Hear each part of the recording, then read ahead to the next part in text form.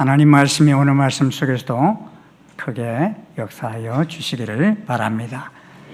저는 여러분에게 질문 하나를 던지면서 말씀을 전하고 싶습니다.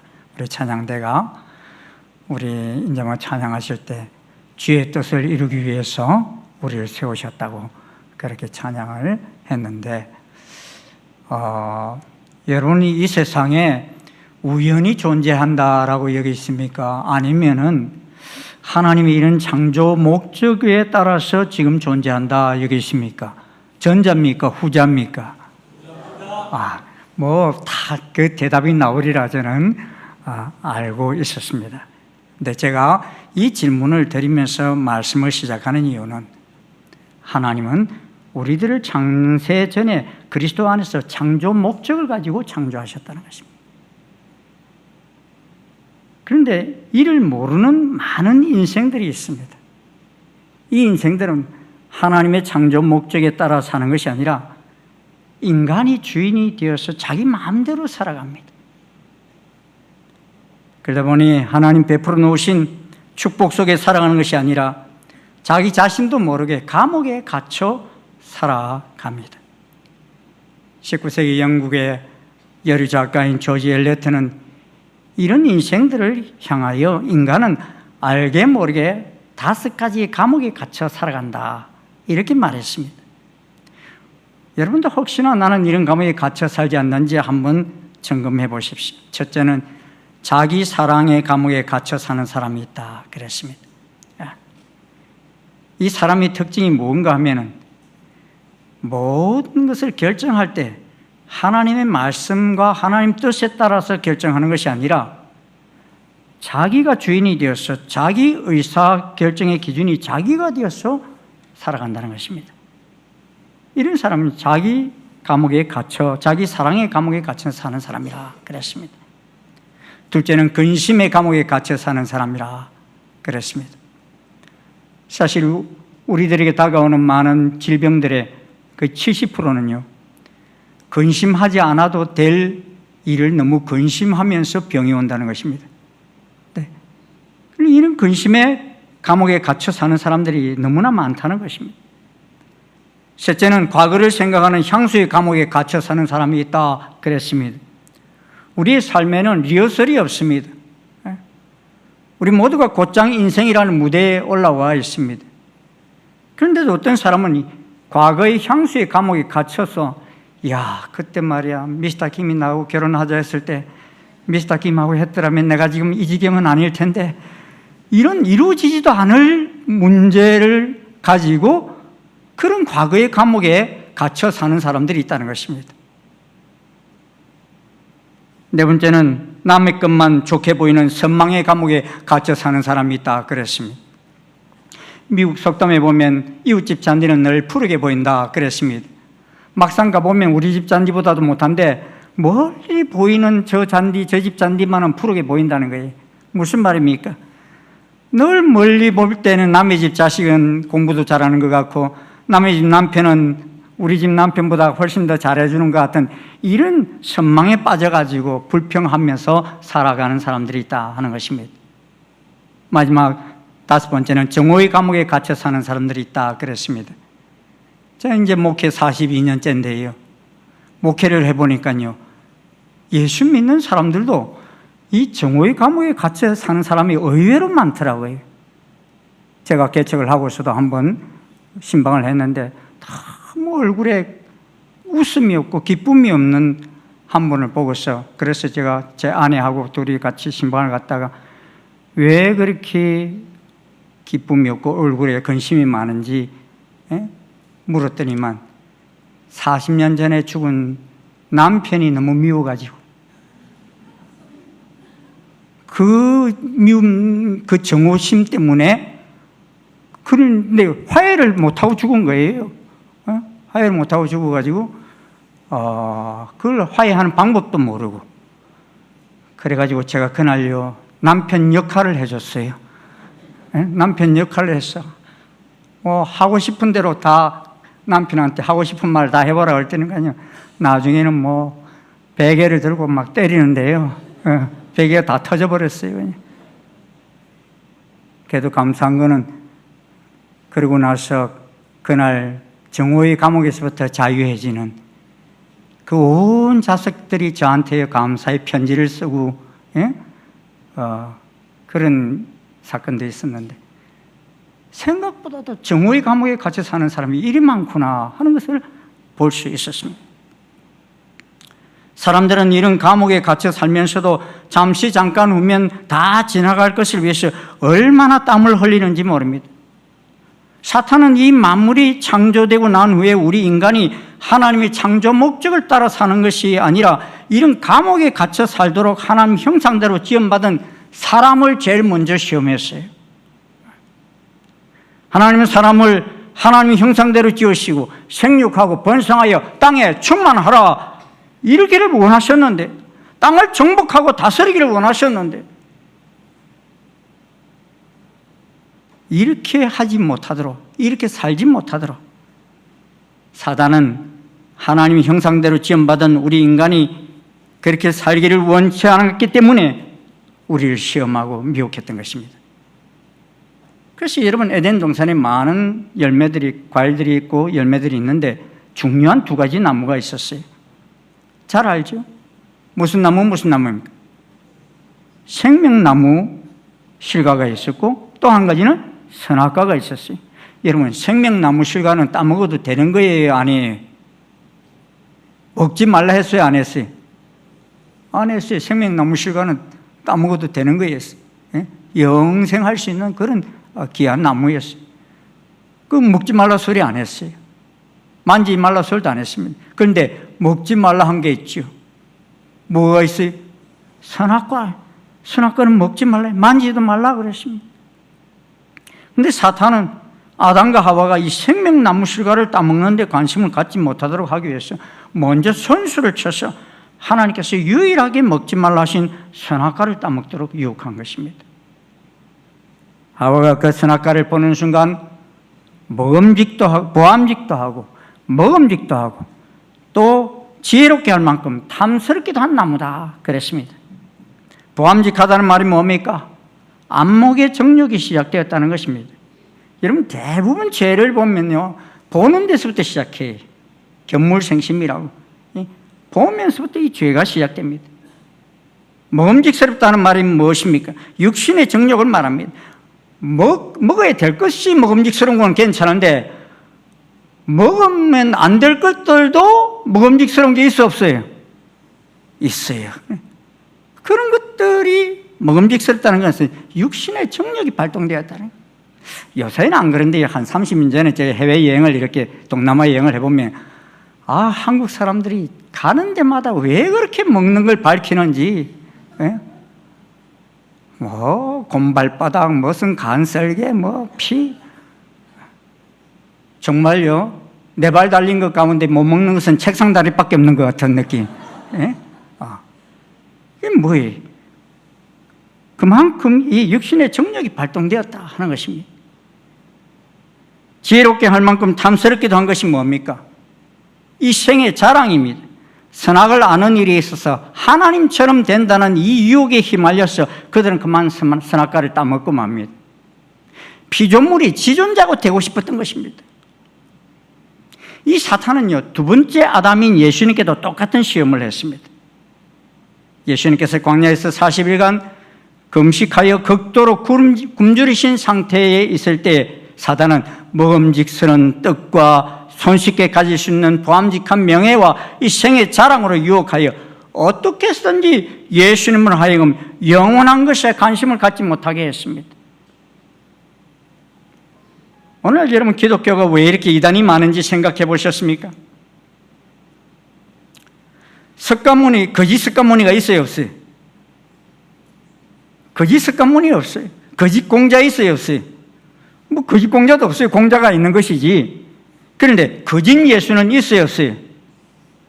엄청 있습니다. 한때는 우리나라에도 27명이나 됐어요, 거짓 예수가. 지금도 뭐 주장하는 사람 있기는 있는데, 왜 이렇게 가짜 예수가 많을까 생각해 보셨습니까? 예수님이 진짜이기 때문입니다. 아멘? 그리고 인간이 적 그리스도에게 속아야 영생을 얻지 못하기 때문인 것입니다. 그래서 나사렛 예수님이 진짜이시고 영원한 구원자이시기 때문에 미혹이 되도록 그렇게 가짜 예수가 많은 것입니다. 히브리서 1장 10절에서 12절에 보면 또 주여 태초에 주께서 땅에 기초를 두셨으며 하늘도 주의 손으로 지으신 바라 그것들은 멸망할 것이나 오직 주는 영존할 것이요 그것들은 옷과 같이 변할 것이나 주는 여전하여 연대가 다함이 없으리라. 태초부터 만들어진 이 세상도 다 멸망하고 변하고 낡아집니다. 그러나 예수님이 만드신 것은 다 없어지지만 예수님은 영원하십니다. 그런데 인생은 이 영원한 것에 집중하면 놀라운 역사가 일어납니다. 그렇게 사단은 우리로 하여금 영원한 것을 보지 못하도록 최선을 다하는 것입니다. 우리가 영원한 것에 집중하지 못하도록 육신의 정욕, 안목의 정욕, 이 생의 자랑의 모든 관심을 다 쏟아버리도록 유혹하는 것입니다. 그렇게 유혹에 빠진 그리스도인들은요, 예수님을 믿기는 믿는데 힘이 없어요. 그를 통해서 아무런 일도 일어나지 않습니다. 여러분 어릴 적에 볼록렌즈로 이렇게 그 종이를 태워본 적이 있으시죠? 태양에다가 이렇게 태우는데 이게 그냥 한다고 태워지지 않아요. 뭘 맞춰야 태워지? 초점을 맞춰야 태워지. 태양과 이 볼록렌즈와 종이에 초점을 맞출 때 태워집니다. 그래야 불이 붙습니다. 마찬가지입니다. 우리가 이 남은 인생 중에 할 일은 먼저는 최선의 일을 찾는 것이고 그리고 최선의 일을 찾은 다음에는 최선을 다하면서 그 일에 집중화시켜야 할 것입니다. 여러분 다 예수님을 지금 믿고 있으신데 사실 예수님 믿기 전에 인생에 있어서 제일 중요한 일, 제일 먼저 해야 할 최선의 일이 뭐라고 생각하십니까? 예수 안 믿는 사람들, 그 사람들이 해야 할 최선의 일이 뭔 것 같아요? 돈 버는 일입니까? 땅 사는 일입니까? 예수 믿기 전에 해야 할 최선의 일은요, 예수님이 하나님의 아들 그리스도이신 분을 믿는 일입니다. 아멘? 그거보다 더 중요한 일이 있으면 저한테 꼭 알려주십시오. 저 그거 찾아갈 거니까. 그래야 영원히 하나님과 함께 살 수 있기 때문입니다. 그렇다면 여러분 다 예수님을 벌써 믿어요. 예수님이 하나님의 아들 그리스도이심을 믿습니다. 구원자이심을 믿습니다. 이런 우리들은 그러면은 무엇을 해야 합니까? 그 최선의 일을 이미 찾은 우리는 하나님의 뜻을 따라 하나님의 영원한 나라를 건설하기 위해서 살아가야 하는 것입니다. 아멘? 힘이 없어요 이렇게. 그거는 싫다 이건가요? 그런데 하나님의 영원한 나라를 건설하면서 살아가야 할 많은 백성들이 사단의 게임에 빠져서 한시적으로 있게 될 세상을 너무 사랑하고 사는 것입니다. 그러다 보니 마음이 갈라져서 아무런 일도 일어나지 않는 것입니다. 저는 교인 집을 신방하는데 그 신방대원이 이제 제일 마지막 신방받을 분이라 그분과 함께 그 집에 이제 신방을 가는데 그 교인이 문 앞에서 누구야 하고 이렇게 불러요. 그런데 가만히 들어보면 교적에도 없는 이름이에요. 누굴 저렇게 부르나? 저런 이름은 없는데 양자를 하나 입양을 했나? 이랬는데 딱 문을 열고 들어가는데 누가 달려왔냐면 강아지가 그렇게 달려오는데 확 뛰어가지고 그냥 그분 집사님 품에 팍 안기는데 아이고 내 새끼, 아이고 내 새끼, 아이고 내 새끼 그러면서 얼마나 반갑게 쓰다듬는지요. 제가 그 집사님께 아니 왜 그리 강아지를 사랑하십니까? 그렇게 여쭤봤더니만 아이고 자식 새끼들은 나도 말이야 엄마 왔다가 문 열고 나와서 인사도 안 하는데 얘는 나만 내 목소리만 들리면 그냥 이렇게 와서 반가워한다는 거예요. 난 너무 좋다는 거예요. 예? 예? 자식보다 더 낫다는 거예요. 예. 사랑하는 여러분, 동물을 좋아하는 것 저는 싫지 않습니다. 하지만 영원한 존재인 인간보다 더 사랑하는 것은 합당하지 않습니다. 왜냐하면 동물은 땅에서 끝나는 존재이기 때문입니다. 여러분, 죽을 때 보십시오. 동물들은 다 땅을 보고 죽습니다. 왜냐하면 흙으로 끝나기 때문입니다. 전도서에 보면은 인생의 혼은 위로 올라가고 짐승의 혼은 아래고 땅으로 내려가는 줄 누가 알랴 그랬습니다. 그렇습니다. 그런데 인간은 매일 잘 때도 어디를 보고 자요? 여러분, 잘 때 어디 보고 자요? 하늘 보고 자요. 하늘 보고. 죽을 때도 어디를 보고 죽어요? 하늘 보고 죽어요. 그것은 육신은 흙으로 왔기에 흙으로 돌아가지만 우리 영혼은 하나님께로 왔고 또 하나님께로 돌아가기 때문입니다. 그래서 본향을 그리워하면서 날마다 그 나라를 바라보며 자는 것입니다. 이것을 가르쳐 주시기 위해서 예수님께서는 3일 만에 무덤 문을 여시고 부활하셔서 부활의 첫 열매가 되셨습니다. 여러분, 개가 죽었다가 다시 부활한다, 고양이가 부활했다더라, 그런 소리 들어보셨나요? 그러나 사람은 영원합니다. 오늘 본문을 보면 우리 한번 본문 2장 17절을 같이 한번 읽어봅시다. 시작. 이 세상도 그 정욕도 지나가되 오직 하나님의 뜻을 행하는 자는 영원히 거하느니라. 영원히 거하느니라만 다시 한번 강조해서 볼까요? 시작.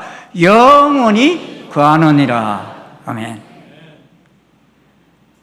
하나님 뜻을 행한 자는 영원히 거한다 그랬습니다. 하지만 하나님 뜻을 행하지 않는 사람도 영원합니다. 단지 장소만 다를 뿐입니다. 또 여기 지나간다는 말은 이 세대로 다 끝난다는 말입니다. 뭐가 지나간다고요? 이 세상도 그 정욕도 이 세대로 다 끝난다 그랬습니다. 그런데 반대로 영원히 간다는 말을 직역하면 오는 세대까지 머무른다는 말입니다. 이 세상 것들은 다 이 세대로서 즐거움이 끝이 납니다. 우리가 사용하는 돈도 부동산도 저 세상에 다 가져가지 못합니다. 우리가 가진 보물도 저 세상에 가져가지 못할 뿐만 아니라 가져갈 필요도 없습니다. 왜냐하면 저 세상에는 그 정도의 보물은요, 발에 밟히는 돌처럼 흔하기 때문입니다. 또 육신도 이 세대로서 끝납니다. 우리 몸이 영원한 나라에 갈 때는 다 새로운 몸으로 변화됩니다. 예수님이 입으셨던 그 몸처럼 우리도 새로운 몸을 입고 하나님 나라에 입성하게 됩니다. 하지만 분명한 것은 우리 영혼은 영원하다는 것입니다. 하나님 뜻을 따르는 사람들은 오는 세대, 즉 영원한 하늘나라에서도 살게 됩니다. 우리가 신앙인이다 하면서도 간혹 이 부분을 지나쳐버릴 때가 많습니다. 예수님의 제자들마저도 이 부분을 자주 착각했어요. 그래서 예수님이 이제 죽으러 간다 하실 때 제자들이 여전히 땅의 것만 관심을 쏟습니다. 그래서 어머니까지 동원해가지고 당신의 나라가 건설되면 하나는 주의 우편에 하나는 주의 좌편에 앉게 해주십시오 하고 한 자리 청탁하는데 아주 열심을 다합니다. 그런데 예수는 무엇에 관심을 두셨습니까? 순환을 받으시기 전에도나 부활하신 후에나 영원한 하늘나라 건설이 예수님의 관심의 초점이셨습니다. 예수님께서 성천하시기 직전에 제자들에게 명하신 말씀이 무엇입니까? 너희는 가서 모든 민족을 제자 삼아 말씀하셨습니다. 모든 민족을 제자 삼으라. 예수님의 관심은 온통 사람입니다. 예수님이 개를 구원하라, 고양이를 어떻게 해보라, 그런 말씀 한 번도 하지 않으셨어요. 예수님이 이 땅에 계시는 동안에도 모든 민족을 제자 삼는 것이 예수님의 주된 관심사입니다. 가서 모든 족속으로 아버지와 아들과 성령으로 세례를 주는 것이 예수님의 최대의 관심사입니다. 사랑하는 여러분, 그런데 우리의 주된 관심사는 무엇입니까? 이 땅의 것들입니까? 아니면 영원한 나라 건설입니까? 저 영원한 나라에 가면은 누가 그렇게 반갑게 맞이할 것 같습니까? 여러분 죽어서 하늘나라에 가면 누가 그렇게 반갑게 맞이할 것 같아요?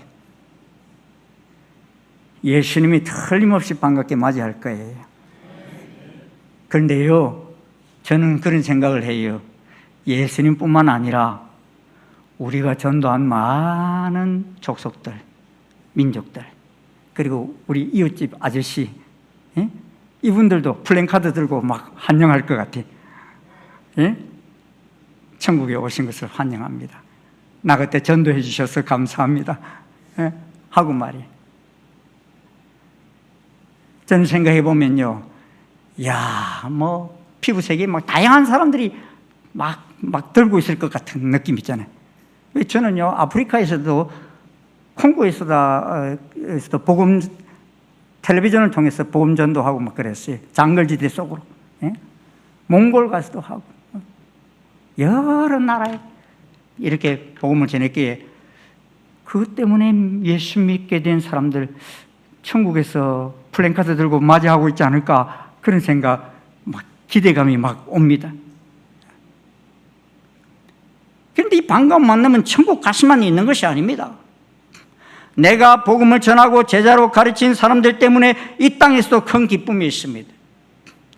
제가 대학 1학년 때 과친구들이 이제 모임이 있어가지고요, 술집에 가서 다 이제 술을 먹으면서 과 모임을 하는데, 저는 뭐 예수를 믿다 보니까 술을 안 먹으니까, 예?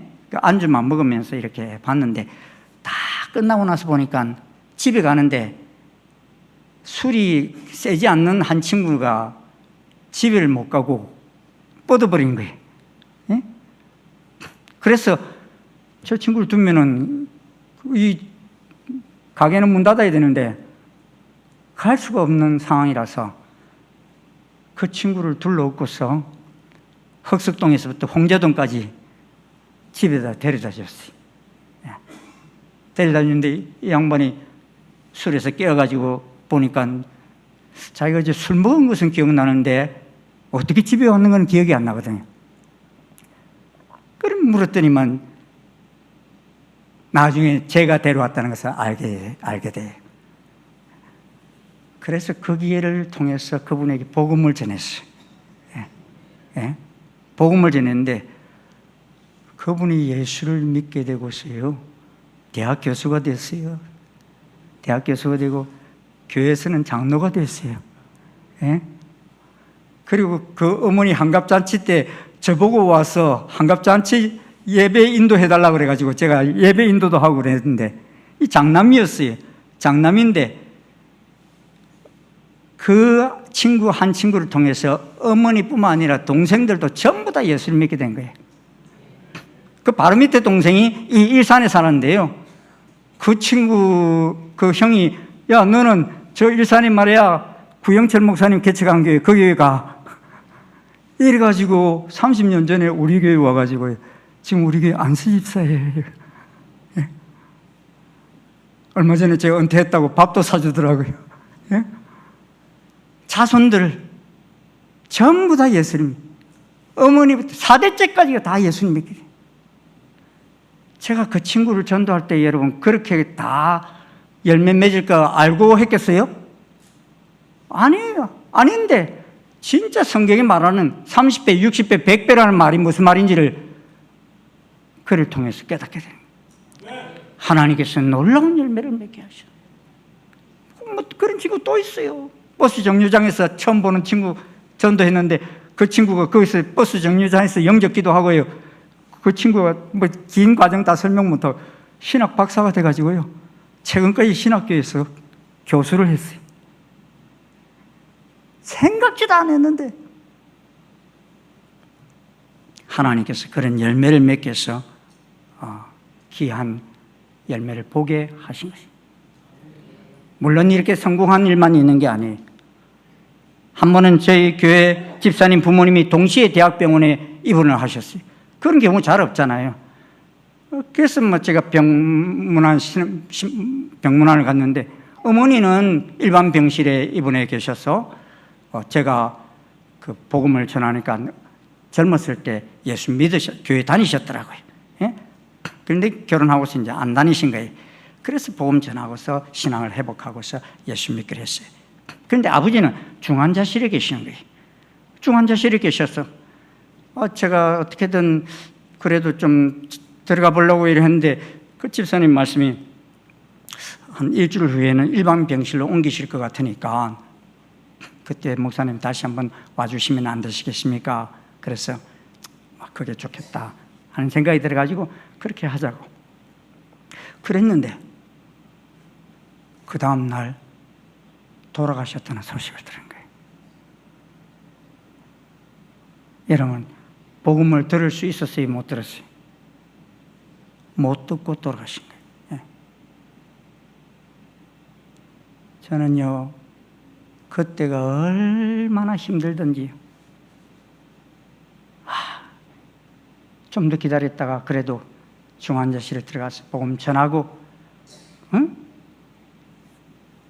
어떻게든 마지막 기회를 예수님 만날 수 있게 해드리고 나왔어야 되는데 그러지 못했다는 것이 너무 힘들어가지고 제 마음에 결심을 했어요. 다음에는 이런 일이 있어도 내가 반드시 중환자실에 들어가서 복음을 전하고 나올 거다. 이런 결단을 했는데 얼마 있지 않아서 다른 집사님이 아버님 예수 믿지 않으시는데 병원에 입원해 계신다고 신방을 요청하길래 가서 보니까 한 번도 복음을 들어본 적도 없고 믿지도 않은 분이셨어요. 그래서 복음을 전하는데 아이고 뭐 CR도 안 먹히는 거 있잖아요. 안 된 가라는 거예요. 당장 나가라는 거예요. 그래서 제대로 영접도 못하고 그냥 돌아왔어요. 돌아왔는데 2달 뒤에 그 집사님 말씀이 아버님이 지금 중환자실에 계시는데 인사불성 상태라는 거예요. 제가 마음속에 무슨 생각이 딱 들었는가 하면은 지난번에 실패했던 그 생각이 나면서 이 인사불성 상태면 돌아가실 때가 다 됐다 하는 생각이 들었어요. 이 기회를 놓칠 수는 안 된다. 어떻게든 가서 기회를 만들어 봐야지 하고서 중환자실에 갔더니만 또 면회 시간인데도 한 사람밖에 못 들어가게 하는 거 있잖아요. 예? 중환자실이라고. 그래서 제가 혼자 들어갔어요. 들어갔더니 뭐 호수 꽂고 뭘 붙이고 뭐 완전히 의식도 없으셔요. 곧 돌아가시겠구나 하는 생각이 들어가지고 제가 그분의 귀에다가 대고서 그렇게 했어요. 할아버지, 저 2달 전에 왔던 목사예요. 할아버지 이대로 돌아가시면 안 됩니다. 예수님 만나고 돌아가셔야 됩니다. 예수님 나의 구주, 나의 주님으로 모시고 그분이 내 죄를 위해 대신 다 죽으신 구세주라는 사실을 믿고 돌아가셔야 된다고. 이 사실을 믿고 2달 전에는 받아들이지 않으셨지만 지금은 받아들이신다면은 무엇이든지 좀 움직여 보십시오 그랬어요. 손가락을 움직여 보시든지 눈을 깜빡거려 보시든지 움직일 수 있는 건 뭐든지 좀 움직여 보십시오 그래요. 영접하시면. 그런데요, 좀 있는데 이번에 손가락이 까딱까딱까딱까딱 하면서 눈에서 눈물이 쩌르르 하는 거죠. 할렐루야. 예수님 영접하겠다는 저 얼마나 기쁘던지 영접 기도를 해드리고 그리고 밖에 나와서 집사님 아버님 예수님 영접하셨어요. 그러니까 깜짝 놀라면서 우리 아버님 의식도 없는데 어떻게 예수님을 영접하냐. 그 영상으로 찍어서 보여드려야 되는데 그러지는 못해. 근데 저는 받아들이셨다는 것이 분명하게 느껴요. 왜? 제가 하라는 대로 다 하셨거든요. 사랑하는 여러분, 의식이 없는 분이라도요, 하나님께서 이 청각을 맨 마지막까지 남겨두고 계신다는 사실을 기억하셔야 됩니다. 이유가 뭐겠어요? 복음 듣고 돌아가라는 거예요. 마지막까지 복음을 들을 수 있도록. 그 의식 없다고 막 그분 앞에서 아무 소리 하면 안 돼요, 여러분. 다 들으셔야 말은 못 하셔도.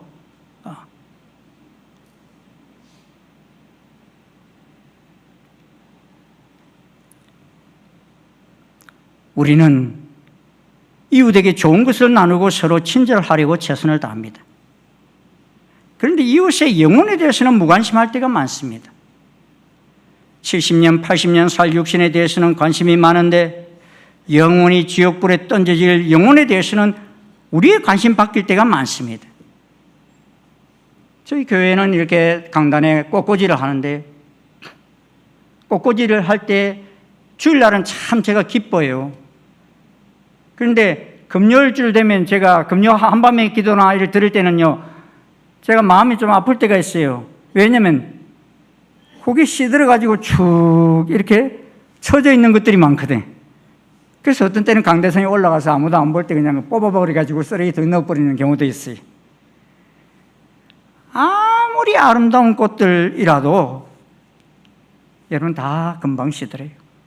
베드로전서 1장에 뭐라고 그럽니까? 모든 육체는 풀과 같고 그 모든 영광이 풀의 꽃과 같으니 풀은 마르고 꽃은 떨어지나 오직 주의 말씀은 세세토록 있도다. 제 아무리 세계적인 미인이라 해도 나이가 들면 다 풀의 꽃과 같이 됩니다. 아무리 바르고 칠해도 세월을 이기는 장사는 없어요. 하지만 우리 육체는 쇠하여도 쇠하지 않는 것이 있습니다. 그것이 바로 우리의 영혼입니다. 사람들은 육체보다 더 이 영혼을 귀히 여겨야 하는데 그러지 않기 때문에 말을 함부로 해서 실족해 하는 경우도 많습니다. 그래서 평생 한 영혼도 교회로 인도하지 못하는 사람이 숱하게 많은 영혼들을 말로써 행동으로서 상처 주어서 교회 밖으로 쫓아내는 그런 교인들도 가끔 있어요. 일산 명성제일교회는 그런 교회는 없죠. 예. 감사해요. 근데 제가 70년 교회 생활을 하면서 보니까 그런 분들이 가끔 있어요. 또 한 사람 전도해놓고 세 사람 또 쫓아내는 그런 사람도 있고. 예. 예수님께서는 어린 소자 하나라도 실족게 하는 자는 연자 맷돌을 목에 매달고 바다에 빠지는 것이 더 낫다 그랬어요. 예수님께서 한 영혼의 소중함을 아시기에 하신 말씀입니다. 여러분 옆에 앉아 계시는 분이 그렇게 소중한 분이다 여겨지십니까? 예수님께서 십자가에 죽기까지 하시면서 값을 지불하신 하나님의 형상대로 지음 받은 분이다 느껴지십니까? 근데 가끔 창조 이래로 단 하나밖에 없는 분을 이 귀한 분에게 욕을 하고 상처 주곤 하진 않습니까? 여러분 옆 사람 이렇게 한번 인사해 볼까요? 하나님의 형상을 몰라봐서 죄송합니다. 네. 여러분 북한에 가서 김일성 동상에다가 욕해 보십시오. 살아 돌아오기 힘들어요. 네. 네. 사람의 동상에다가 욕을 해도 그런 대접을 받는데 하물며 하나님의 형상에다가 함부로 말한다는 거 얼마나 큰 죄인인 줄 아시겠습니까? 어린 소자 하나에게도 그렇게 하면 안 돼요. 하나님이 귀하게 여기신 것은 우리도 귀하게 여겨야 되는 거예요. 우리 모두는 얼마 있지 않으면 다 하나님 보좌 앞에 서게 됩니다. 그런데 그때 하나님께서 우리에게 물으시는 것이 무엇이겠습니까? 너 돈 많이 벌다 왔냐? 너 땅 많이 사다 왔냐? 교회에서 세상에서 어떤 지위에 있었느냐? 이런 거 물으실까요? 주님은 우리에게 부탁하신 일이 있습니다. 오직 성령이 너에게 마시면 너희가 권능을 받고 예루살렘과 온 유다와 사마리아와 땅끝까지 이르러 내 증인이 되리라. 여러분 세상에서는 살인 방조죄를 어떻게 봅니까? 중벌에 처합니다. 그런데 지금 우리는 옆집 사람이 죽으면 지옥 갈 거 빤히 알면서도 교양 있는 체 하면서 지옥 잘 가세요. 저는 천국 갈 거예요. 이렇게 말하고 있지는 않습니까? 천국은 단체 환영입니다. 나 혼자만 가면 천국이 아닙니다. 그곳에서도 가슴이 아픕니다. 갑작스럽게 닥쳐온 장례식 때 하염없이 우는 성도들이 있습니다. 목사님 어찌할 수 없느냐고 안타까워합니다. 죽음은 우리를 기다려주지 않습니다. 어떤 때는 내일 군에 갈 청년이 죽기도 하고 오늘까지 멀쩡하던 30대가 운동하러 갔다가 집에 돌아오지 못하는 사람도 있습니다. 여러분, 우리 남편만은 아직 괜찮다. 우리 부모님은 아직 건강하시다. 우리 이웃집은 괜찮아. 장담하지 마십시오. 우리가 그리스도인입니까? 우리가 만나야 하는 모든 사람들, 영원한 곳으로 가야 할 사람들임을 잊지 마십시오. 우리는 무엇을 위해 땀을 흘려야 합니까? 우리가 세상 사람들처럼 이 세상 것들만 염려하다 살아간다면 2026년도도 하나님의 이름이 여전히 우리 때문에 감추어질 것입니다. 그러나 우리가 영원한 것을 위해서 쓰임받기를 고대하면 우리 한 사람으로 인해서 이 사회와 세계 역사가 달라질 것입니다. 지금부터 70년 전 남미 에콰도르 살인부족 아우카족에게 선교를 하다가 순교한 미국의 휘튼 대학 우등생이었던 짐 엘리어트 선교사가 있습니다.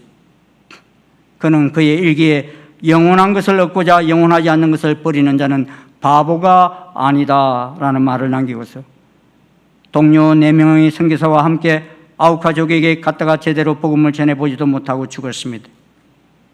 그러자 그때 미국 라이프 잡지는 10페이지가 넘는 기사를 쓰면서 제목을 이렇게 붙였어요.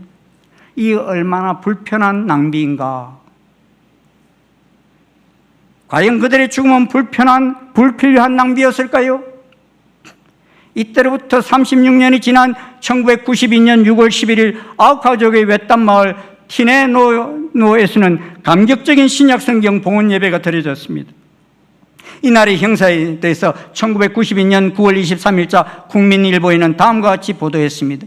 1992년 6월 11일 75명의 와오라니 인디안 기독교인과 수명의 성경 번역 선교사, 봉헌 예배에 참석하기 위한 손님들이 함께한 이번 예배에 참석한 와오라니 인디언 기독교인들 가운데 3명은 5명의 선교사 사례에 가담했던 사람들로 이들은 현재 와오라니 교회의 지도자로 활동하고 있다 하고서 기사가 나와 있습니다. 그리고 2006년도 미국에서 방영된 End of the Spear 영화가 우리나라에서는 창끝이라는 제목으로 소개되었죠. 그런데 이 영화가 바로 짐 엘리어트와 그 동료들의 헌신을 되새기는 영화입니다. 그리고 2006년도 1월 8일 미국 세들백의 교회에서는 뜻깊은 행사가 있었습니다. 바로 이 아우카족에 대한 선교 보고가 있었습니다. 이날 선교자의 뒤를 이어 선교에 투신하고 있던 가족들과 선교사를 살해하는 데 가담했던 인디언 자녀들이 함께 참석한 것입니다. 5 젊은이들이 순교한 이후 그 첫 희생자의 가족들의 피나는 헌신의 열매로 36년이 지난 이후 그곳 아우카 부족들이 복음화가 되었던 것입니다. 우리는 이 땅에 2발로 딛고 서 있습니다. 하지만 우리는 이 땅에 속한 자들이 아니라 하나님 나라에 속한 자들입니다. 우리는 육신을 입고 살지만 육으로만 사는 자들이 아니라 영원한 하나님 나라 백성으로 살아가는 자들입니다. 사랑하는 성도 여러분, 아직도 내 가족, 내 이웃이 영원한 하나님 나라 시민이 되지 못하였다면 오늘이 그들을 하나님 나라 백성 되게 하는 복된 날이 되시기를 주의 이름으로 축원합니다. 오스왈드 샌더스는 말합니다. 영원한 것을 위해 인생을 사용하는 것이 가장 인생을 잘 보낸 것이다. 저는 우리 모두가 남은 인생 여정을 영원한 것을 위해 가장 잘 사용하여서 천국에서 후회하지 않는 제자들이 되시기를 주의 이름으로 축원합니다. 축원합니다. 기도하시겠습니다. 아버지 하나님, 저희들이 무엇이건데 주님, 하나님의 형상대로 이렇게 창조해 주셔서 하나님을 아버지라 부를 수 있는 이 놀라운 은혜를 베풀어 주셨는지 아버지 감사합니다. 이 모든 것이 하나님의 은혜요, 하나님의 은총입니다. 주님, 저희들 아무 값없이 이렇게 주의 귀한 은혜를 받게 되었는데 주님, 저희들 빚진 자의 심정으로 살아가고 있는지, 그렇지 않으면 이 세상 것에 빠져서 무엇을 먹을까 무엇을 마실까 염려하며 살고 있지는 않는지 우리를 돌이켜 봅니다. 하나님, 주님 원하시는 영원한 것을 위해 우리의 남은 생을 드리는 저희들 되게 도와주시옵소서. 우리의 가족들, 이웃들, 아버지 하나님, 세상 열방의 땅 끝에 모든 족속들에게까지 이 귀한 비밀을 전하여서 아버지 하나님, 저희들로 인해서 하늘나라가 가득 차는 큰 역사가 있게 인도하여 주시옵소서. 예수님 이름으로 기도드리옵나이다. 아멘.